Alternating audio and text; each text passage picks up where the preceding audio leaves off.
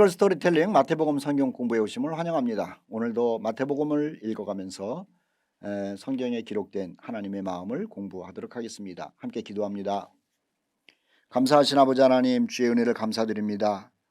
우리에게 하늘의 복음을 알려주시고 죄 용서하며 복음을 알려주시고 아버지 자녀됨의 기쁨을 주심을 감사를 드립니다. 주님이 주신 영의 양식 주의 말씀을 늘 즐거워하고 있사오니 오늘도 말씀을 읽어가면서 기쁨이 넘치게 하여 주시고 말씀 속에서 하나님의 사랑의 마음을 헤아리는 시간 되게 하여 주시옵소서. 우리 구주 예수 그리스도의 이름으로 기도하옵나이다. 아멘. 자, 오늘은 마태복음 23장 33절 말씀부터 공부하도록 하겠습니다. 여러분 가지고 있는 성경책에 색연필을 가지고 네모를 치시죠. 33절 말씀부터 39절까지입니다. 우리는 지난 시간에 바리새주의에 대한 예수님의 7가지 저주를 말씀했죠. 7가지 저주. 한마디로 얘기를 하면 위선자라는 겁니다. 위선자. 두 번째, 신앙에는 관심 없다는 겁니다. 세 번째, 자기 이익을 챙기는 사람들이었고 집단이었다는 거예요. 그들이 바리새인이고 서기관이고 또 다른 얘기로 하면 이들이 유대인이라는 거죠. 예수님께서 이 유대인에 대한 저주를 퍼부실 때에 저주가 왜 그렇게 심했느냐는 거예요. 그럼 예수님 좀 화가 난 상태죠. 그런데 그 화가 이렇게 치미는 이유는 그 밑에 내면적 사랑이 있어서 그래요. 사랑은 나를 화나게 만듭니다. 사랑은 내 눈에 눈물을 뽑아냅니다. 사랑은요, 사랑하는 사람이 잘못할 때 나를 미치게 만드는 거예요. 예수님이 지금 표현이 좀 그랬습니다만 제정신이 아닌 거예요. 왜냐하면 자기가 사랑하는 유대인, 자기가 사랑하는 바리새인, 그리고 서기관, 대제사장 이런 사람들을 볼 때요, 사랑하는데 너무 곁길로 가고 나니까는 정신을 못 차리시는 거예요. 마태가 초대교회 성도들에게 지금 이 글을 쓰는 이유도 같은 걸 겁니다. 먼저는 예수님이 저들을 사랑하시는 마음 표현을 한 것이고요, 본인도 초대 유대 기독 공동체 가운데 이런 바리새주의들이 이루고 있으니 마태의 마음이 얼마나 아팠겠습니까? 그래서 예수님의 이야기를 빌려가지고 바리새주의들을 공격하고 심지어는 저주까지 하고 있는 것이죠. 자, 오늘 33절부터 39절까지의 이야기를 통해 가지고 예수님의 불타는 사랑의 마음을 한번 읽어보도록 하겠습니다. 자, 33절 말씀 먼저 보죠. 뱀들아 독사의 새끼들아. 자, 동그라미 놓으십시오. 뱀들아 독사의 새끼들아. 이것은 우리가 많이 들어본 얘기죠. 마태복음 3장 7절 말씀에 세례 요한이 요단강에서 했던 말이에요. 독사의 자식들아, 독사의 자식들아. 그런 말 나오죠. 세례 요한이 왜 그랬습니까? 저주받으라는 얘기는 아니잖아요. 너희 죄가 너무 심각하니까 안타까워서 회개하라는 강력한 표현이 독사의 자식들아 라는 말로 시작된 것이잖아요. 자, 예수님도 그런 겁니다. 사랑 때문에 소리 지르고 계시는 거예요. 독사의 자식들아. 너희가 어떻게 지옥의 판결을 피하겠느냐. 자, 이거 다른 색깔로 줄거 놓으십시오. 어떻게 지옥의 판결을 피하겠느냐. 그리고 다른 색깔로 해놓은 다음에 그 다음 구절에 이렇게 동그라미 놔야 돼. 그러므로. 이게 참 중요해요. 바리새주의로 사는 사람들 지옥의 판결이라는 거예요. 세상에서 저주받고 망하고 뭐 이런 게 아니라 지옥의 판결을 받는다는 거죠. 그래서 지옥의 판결을 받지 않도록 하겠다는 거예요.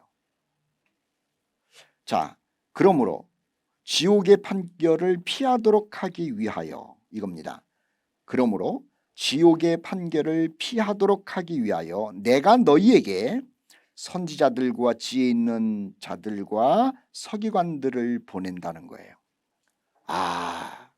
이 바리새주의로 사는 것들아, 화 있을진저 외식하는 자들아, 맹인들아, 너희들은 지옥으로 들어가. 이게 아니고 너희들이 지금 지옥의 판결을 받을 수밖에 없는 상황에 있는데 그래서 이거 받으면 안 되잖아. 내가 그래서 너희들에게 여기 이 판결 받지 않도록 사람을 보내겠다는 거예요.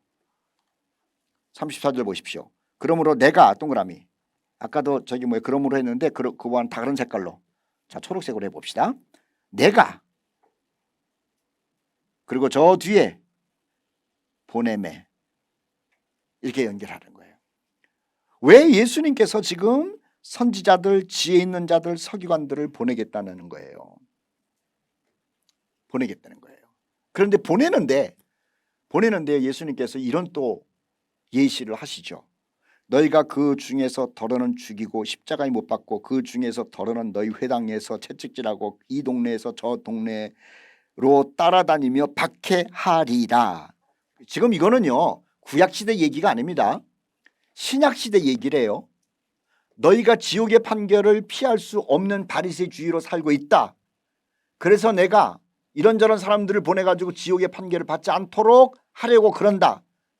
그런데 내가 보내는데, 나는 이 마음으로 보내는데 내 마음을 모르고 너희들은 여전히 내가 보낸 사람들을 죽이고 십자가에 못 박고 그 중에 더러는 너희 회당에서 채찍질하고 이 동네에서 저 동네로 따라다니며 박해하리라. 생각해 보세요. 바리새주의들이 있었죠, 교회에. 그런데 이 교회에 이 유대인들에게 예수께서 보낸 선교사들, 전도자들 많았어요. 바울도 있었고 베드로도 있었고. 그런데 보세요, 유대인들이 어떻게 했는가? 죽였어요. 십자가에다가 거꾸로 매달려서 죽이기도 했어요. 때리기도 했어요. 감옥에 집어넣기도 했어요. 누가? 이게 중요한 겁니다. 유대인들이. 이 유대인들이, 평민들이 이 소요를 일으켰는데, 이 소요를 일으키도록 한 사람들이 누구냐면은 서기관과 바리새인들이에요. 대제사장들이에요. 유대 고위층들이라고 하는 거예요. 구약시대에 예수님이 오기 전에도 하나님께서 보낸 선지자들을 이렇게 때리고 죽이고 가두고 그러더구만, 신약시대에 예수님께서 십자가에서 죽으신 다음에 유대 백성들 구원하기 위하여 선지자들, 지혜 있는 자들, 그리고 또 서기관들, 즉 하나님의 일하는 사람들을 보내겠다고 그랬어요. 그런데 예수님이 지금 예견하시는 거예요. 내가 그렇게 보내기는 보낼 거다. 그런데 너희들은 역시 구약시대의 너희 조상들이 하나님의 보낸 사람들을 때리고 죽이고 가둔 것처럼 내가 보낸 너희들을 지옥의 판결에서 건져내기 위해서 내가 보낸 사람들을 너희들은 또 그렇게 핍박할 거다라고 예고하시는 거예요. 35절, 그러므로 의인 아벨의 피로부터 성전과 제단 사이에서 너희가 죽인 바랴가의 아들 사가랴의 피까지 땅 위에서 흘린 의로운 피가 다 너희에게 돌아가리라. 이거요 굉장히 재밌습니다. 심각하지만 재밌게 봐야. 일단은 36절 먼저 읽을게요. 내가 진실로 너희에게 이르노니 이것이 다 이 세대에 돌아가리라.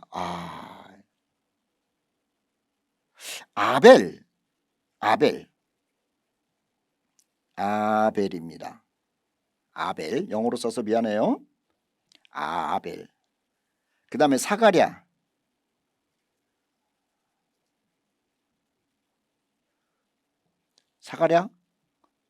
Z예요. AZ.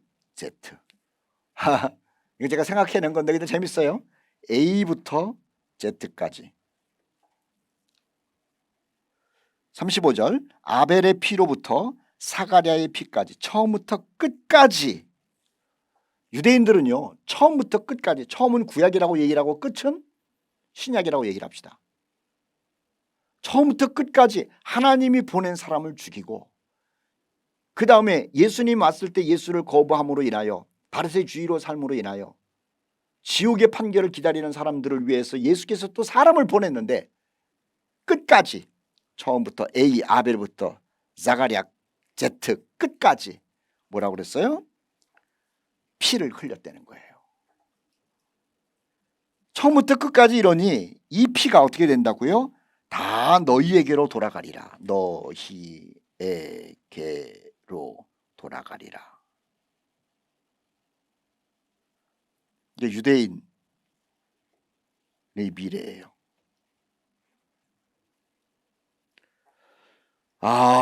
예수님께서 지금 얼마나 슬프시겠습니까? 얼마나 슬프시겠어요. 자기 동족 유대인들을 향한 지금 말씀을 하시는 거예요.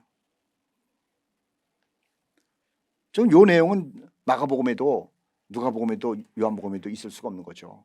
유대 기독 공동체를 향한 얘기니까. 자, 여기 보면은 아벨이라고 하는 분은 아담의 둘째 아들이었으니까는 첫 순교자 예배 때문에 이거는 우리가 알고 있는 거예요. 그런데 여기에 바랴가의 아들 사가랴가 누구냐라고 하는 거예요. 바랴가의 아들 사가랴. 거기다 줄 그어놓으시고 우리가 한번 재밌게 생각해 봅시다. 스가랴 1장 1절에 나오는 사람이 있어요. 베레기야의 아들 스가랴라는 말이 나와요.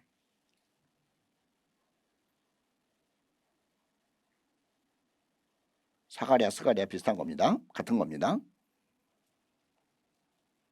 두 번째는요. 유대 사회에 독립운동을 하는 열성분자 있죠. 열성분자. 열성당원에 의해 죽은 청년이에요. 이게 토막살인, 토막 났대요. 토막으로 죽었어요.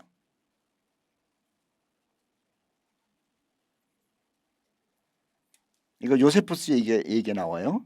이거는 AD 68년에 그러니까 유명한 사건이에요. 사가랴라고 하는 청년이 토막 나서 죽었다. 그것도 누구에게? 독립운동하는 사람들에게. 그럼 독립운동하는 사람이 왜 이 사람을 죽였느냐? 예수님 얘기를 하다가 지금 나라고 하는 게 급한 것이지 무슨 십자가에서 죽은 예수 부활 얘기 나오고 앉아있고 그러다가 죽은 사람이 이 사가랴라고 하는 사람이래요. 이 사가랴가 누구냐? 세 번째 역대하 24장 20절과 21절에 나온 여호야다의 아들.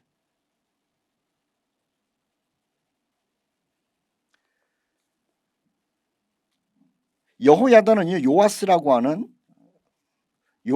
하는 아이를 왕으로 만든 아주 훌륭한 대제사장이었어요. 그 아들이 사가랴였어요. 자, 예수님 당시에 그리고 이 마태복음을 쓸 때에 유대 사회에서 다 알려진 훌륭한 세 사람이 있었죠. 자, 베레기야의 아들 사가랴, 그 다음에 열심당원으로 토막나서 죽은 사가랴, 그리고 여호야다라고 하는 아주 훌륭한 왕의 묘실에 들어간 이 제사장이에요. 그 사람의 아들 사가랴가 요아스에 의하여 핍박받아가지고 순교했거든요. 자, 이 세 사람이 다 사가랴예요. 사가랴. 근데 어쨌든 주석을 하는 사람들은 이 사람인지 뭐 그렇게 중요하게 여기지는 않아요. 문제는 뭐냐면은 처음부터 끝까지라는 거예요. A부터 Z까지. 유대 백성들이 하나님께서 보낸 사람, 그리고 심지어는 예수님 승천하셔가지고 하늘에서 보낸 사람들까지도 전부 죽였다는 거예요. 그것을 예수님이 지금 말했고 예견하시는 거죠. 36절 말씀 보세요. 내가 진실로 너희에게 이르노니 이것이 다 이 세대에 돌아가리라. 이거 슬픈 겁니다. 이 세대에 돌아가리라는 말이 무슨 말입니까? 유대인들이 이 핏값을 받을 거라는 거예요. 그런데 우리가 알고 있는 것처럼 진짜 그러지 않습니까? 예수님 십자가에서 죽으시고 부활하시고 승천하신 다음에 성령이 임했어요. 교회가 세워졌어요. 근데 지금 그 교회를 인정하지 않고 예수님을 인정하지 않고 핍박하는 대표적인 사람들이 누구냐? 이방인들도 있겠죠. 그런데 유대인들이 앞장서고 있잖아요. 그들이 얼마나 고통을 당했습니까? 자, 이것이 예수께서 유대인들의 미래를 얘기를 하는 거예요. 그래서 말입니다. 유대인 선교가 아주 고통스러워요. 선교사로 가도 선교사의 얘기를 듣고 회심하는 사람, 교회의 일원이 되는 사람이 극히 드문 거예요. 왜? 34절에 예수께서 선교사를 보낸다 하더라도 저들의 반응이 어떨 것인지에 대해서 예견했기 때문에 그래요. 그래서 지금도 그렇게 어려운 게 유대인 선교죠. 그래서 어떤 사람은 얘기하기를 땅끝 선교가 어디냐, 유대인 선교라고 하는 사람도 있더라고 하는 겁니다. 그렇다고 이렇게 주께서 말씀하셨다고 그래가지고 유대인 선교를 안 할 수는 없는 거죠. 사람들을 계속 보내서 저들에게 십자가에서 죽으시고 부활하신 분이 너희들이 기다렸던 메시아라고 하는 이야기를 해야 될 것 아닙니까? 선교는요, 낭만이 아닙니다. 선교는 어떤 대단한 영광스러운 게 아니라고 하는 거예요. 선교의 끝은 대부분 죽음이죠.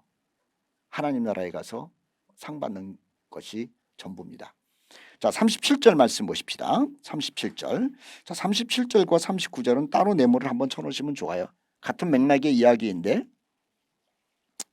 지금 예수께서 얼마나 유대인들을 사랑하시는지를 말씀하셨고, 마태는 유대 기독 공동체에 대한 예수님의 애정과 그리고 자신의 애정을 지금 여기다가 표현하고 있는 것이죠. 예루살렘아 예루살렘아 선지자들을 죽이고 내게 파송된 자들을 돌로 치는 자여. 자, 구약 성경의 이야기를 지금 예수께서 하신 거예요. 선지자들을 죽이고 내게 파송된 자들을 돌로 치는 자가 어디 있었느냐? 예루살렘에 있었다는 겁니다. 예루살렘 거룩한 성이라고 그러잖아요. 그런데 지금도 예루살렘이 거룩한 성이라고 그러고 통곡의 벽에서 무슨 뭐 손을 대고 기도를 하고 눈물을 흘리고 율법을 읽고 그러는데요, 거기는 하나님이 보낸 사람들의 피가 낭자한 곳이라고 하는 거예요. 하나님이 보낸 사람들의 피를 흘린 곳. 근데 또 그것을 거룩하다고 그래가지고 지금도 거기에를 성지순례라고 그러면서 가는 사람들을 보면은 참 생각이 많죠. 자, 내게 파송된 자들을 돌로 치는 자여. 그 다음에 지렁이 표시로, 이건 눈물 나는 얘기입니다. 암탉이 그 새끼를 날개 아래에 모음같이 내가 네 자녀를 모으려 한 일이 몇 번이냐. 이게 주님의 모성이에요. 하나님, 다시 말하면 예수의 아버지죠. 예수님의 아버지 하나님, 자기의 아버지가 종들을 보냈는데 예루살렘에 있는 기득권자들은 죽였잖아요. 죽였다고요. 그럼 아들된 입장으로서 화가 날 텐데 예수님 뭐라 그러냐면은, 너희의 조상들이 하나님이 보낸, 내 아버지가 보낸 선지자들을 죽였지만 나는 그래도 너희들을 품으려고 그런다. 암탉이 병아리를 품으려고 그러는 것처럼 날개 아래 너희들을 품으려고 지금까지도 참고 그러나 원치 않았대요. 거기 암탉이 그 새끼를 날개 아래에 모음같이, 아까도 말씀드렸어요. 이거 참 중요한 겁니다. 예수님의 마음이 그랬다는 거예요. 예수님의 마음. 바울이 세계 선교를 하면서 유대인들에게 고통당한 겁니다. 이방인들에게 고통당한 건 별로 없어요. 오히려 이방인들은 환영해 줬죠. 그런데요, 바울이 유대인들에게 고통을 받았는데 로마서 가운데 보십시오. 나는 내 민족이 나를 핍박하고 죽이려고 그랬다 할지라도 내 민족을 위해서 내 이름이 천국의 생명책에서 이름 지워져도 괜찮다라고 하는 표현을 해요. 예수님의 마음이 바울의 마음, 바울의 마음이 예수님의 마음이에요. 핍박받아도 나는 유대인들을 암탉이 자기 새끼를 품으려는 것처럼 그런 마음을 가지고 있다. 핍박을 받아도 바울은 내 민족 나 구원해야겠다, 이거죠. 참 주님의 이스라엘을 향한 마음 얼마나 대단한 마음인지 보십시다. 그런데 어떠느냐? 너희가 원하지 아니하도다. 자, 이 얘기를 우리가 읽으면서 하나 생각할 수 있는 게 있죠. 이 마태의 요 얘기를 읽으면서 유대 기독 공동체에 있는 유대인들의 마음이 어땠을까? 얼마나 뿌듯했겠어요. 지금 이방 교회는 막 번성하고 있고 선교하고 있고 뭐하고 있고 그러는데 하나님이, 그리고 예수님이 이방 교회를 더 좋아하겠지, 이방 교회가 하나님께 영광을 더 돌리니까는 우리는 그냥 싫어하겠지, 뭐 이런 생각을 유대 기독 공동체에 있는 성도들이 할 만하지 않았겠어요? 그런데 이 이야기를 읽으면서 예수께서 우리를 암탉이 자기 새끼를 품으려고 하는 것처럼 그렇게 사랑하는구나. 우리가 이렇게 유대 기독 공동체에서 교회가 좀 엉망이 되고 그래도 우리를 이렇게 사랑하시는구나. 아이고 얼마나 고마운 거, 그런 마음을 품으면서 이것을 읽지 않았을까 하는 생각이 드는 거죠. 유대인들에게 자존심을 세워주는 거예요. 그리고 유대인들 믿음을 굳게 하는 그런 메시지를 지금 던져주고 있는 것이죠. 38절 말씀 보도록 합시다. 보라 너희 집이 동그라미 성전입니다. 성전. 보라 너희 집이 성전이 황폐하여 버려진 바 되리라. 1차적으로요. 이거 티투스에게 짓밟힐 것을 얘기를 해요.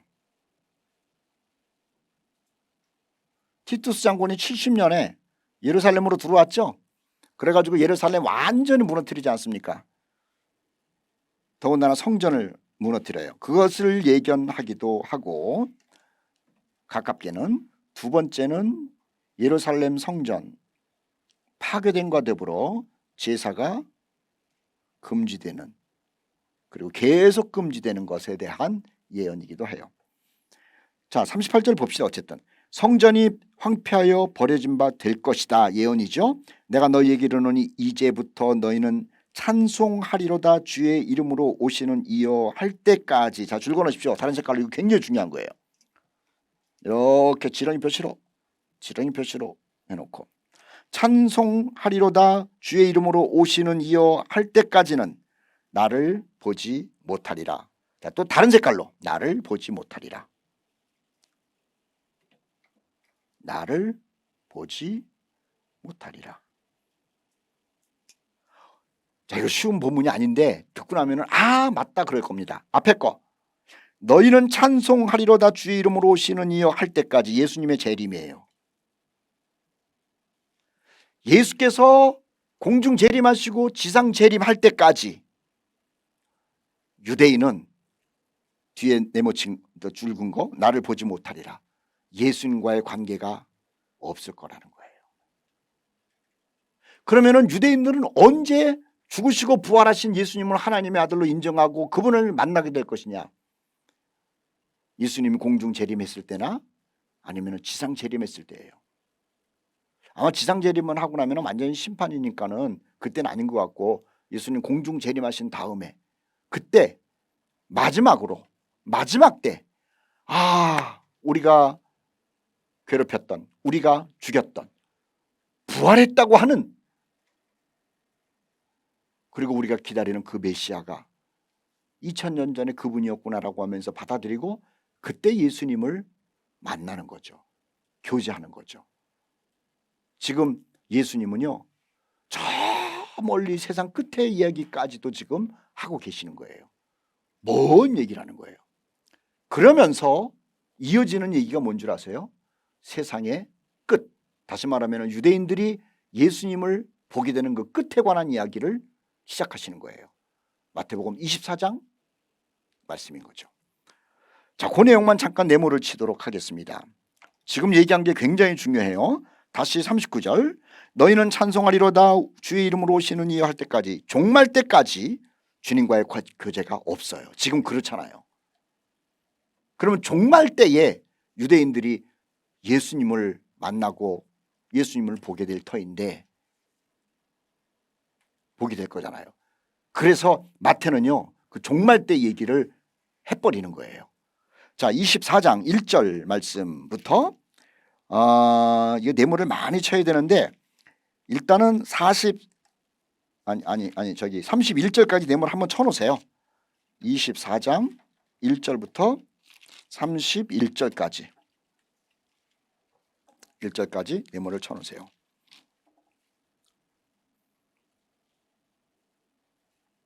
자, 그리고 다른 색깔로 그렇게 치신 다음에 1절과 2절을 네모를 치셔야 돼요. 1절과 2절. 자, 지금 예수님이 성전에서 이렇게 얘기를 했습니다. 이 성전이 황폐된다고 얘기를 한 거 아니에요. 황폐된다. 그런데요, 성전이 황폐된다고 하나님의 아들 예수님, 예수의 구세주인, 제자들의 구세주인, 제자들의 스승인 분이 제자들이 그렇게 신뢰하고 믿는 예수님이 그렇게 얘기를 했는데도 제자들은요 그 성전에 미련이 있어요. 미련. 성전이 그렇게 저주를 받고 하나님의 선지자들을 죽인 곳이고 저주를 받고 성전에서 못된 일이 다 이루어져서 성전이 황폐된다고까지 얘기를 하시는데도 그 성전의 웅장함 때문에 거기에 눌려서 그러는지 그 성전에 미련이 있어요. 제자들이. 그래서 1절 보십시오. 예수께서 성전에서 나오는데 말입니다. 그 뭐 황폐될 것 저주받은 곳 뭐가 그렇게 좋다고 예수님이 거기에 앉아 계시겠습니까? 그냥 나와버린 거예요. 돌이켜 나와버린 거예요. 가시는데 그 다음에 줄 그어놓으십시오. 제자들이 성전 건물을 가리켜 보이려고. 제자들은요 여전히 돌로 지은 거기에 미련이 있다는 거예요. 보이는 것에. 오늘도 그래요. 성전 안에서 교회 안에서 엄청난 부패와 타락이 있고요. 기득권이 있고요. 돈놀이함이 있고요. 세습이 있고요. 거기에서 계급사회를 만들고요. 이거는 뭐 하나님이 계시는지 안 계시는지 아이고 막 그래요. 그런데 성전들이 얼마나 이쁘게 져졌습니까? 어떤 교회는 막 2천억 갖고 졌다 그러기도 하고 어떤 교회는 뭐 몇만 명이 들어가는 큰 건물을 졌다 그러기도 하고 어떤 교회는 뭐 예술 작품이라고 그러기도 하고 돈으로 환산할 수 없는 거라고 그러고 그러니까는요 그 안이 다 썩어져 있어도요 사람들은요 그 건물이 그렇게 또 건물에 미련이 남는 거예요. 제자들이 예루살렘 성전에 미련이 남아있었던 것처럼 보십시다. 성전에서 나와서 가실새 제자들이 성전 건물을 가리켜 보이려고 나오니 그 예수님이요 뒤돌아보면서 마치 롯의 아내가 소돔성을 뒤돌아보면서 미련 못 버린 것처럼 제자들이 멸망할 거라고 황폐할 거라고 얘기를 하는데도 거기에 대한 미련을 못 버리니까는 예수께서 하신 말씀이 2절 말씀이에요. 대답하여 이르시되 너희가 이 모든 것을 보지 못하느냐 내가 진실로 너희에게 이르노니 돌 하나도 돌 위에 남지 않고 다 무너뜨려지리라. 다시 보세요. 38절이요. 38절 23장 38절 보라 너희 집이 성전이 황폐하여 버림받 될 것이다. 예수님은 미련 없어요. 근데 제자들은 미련이 있어서 뒤돌아보는 거예요. 예수님이 속이 타가지고 2절 말씀에 뒤에 보십시오. 돌 하나도 돌 위에 남지 않고 다 무너뜨려지리라. 여러분 사람들이 볼 때 예루살렘 성전이 멋있어요. 아까워요. 그런데 돌이에요. 생명이 없는 사람은 그 건물에 마음을 둬요. 생명이 없는 사람은 그 건물의 웅장함이 마치 신앙이라고 착각하고 살아요. 그거 뺏기면 죽는 줄 알아요. 그런데 예수님은요 썩은 성전, 하나님 없는 성전, 하나님을 이용해 먹고 기득권 세력들이 자기 뒷주머니를 챙기는 그러한 성전에 대해서는요 한마디로 황폐할 것이고 망할 것이고 돌 위에 돌 하나도 남지 않고 끝장날 것이라고 미련 하나도 두지 않는 거죠. 이게 주님의 마음이에요. 우리는 어떠냐라고 하는 거죠. 자 그리고 나서 예수께서 제자들을 데리고 산으로 올라가셨답니다. 3절 말씀 보세요. 예수께서 감람산 위에 앉으셨을 때에 제자들이 조용히 와서 이르되 우리에게 이르소서 어느 때에 이런 일이 있겠사오며 또 주의 임하심과 세상 끝에는 무슨 징조가 있겠습니까? 예루살렘 성전 자기네들이 그렇게 귀하게 여기고 막 자랑스러워하는 거 이거 무너지고 그런다고 그러니까 대체 이런 일은 언제 일어나느냐고 그리고 주님과는 다시 만나지 못하고 막 종말적 얘기를 하니까는 대체 이런 일이 언제 일어나고 징조가 뭡니까라고 그렇게 물어봐요. 그때 예수님께서 제자들에게 친절히 말씀하시죠. 친절히 말씀하시는 거예요. 그런데 우리가 마태복음 24장을 읽으면은요 종말 사건이라고 그래요.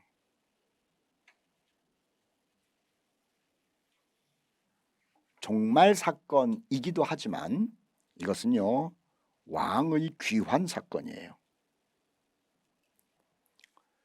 이건 제가 이제 연구를 하다가 이게 종말이 아니다.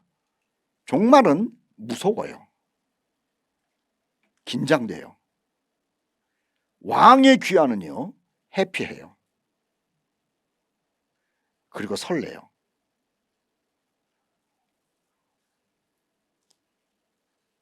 종말은 자극적이에요. 공포스러워요. 왕의 귀한 예수님이 오시는 것에 대해서는요 밝아요. 흥분이 돼요. 설레요.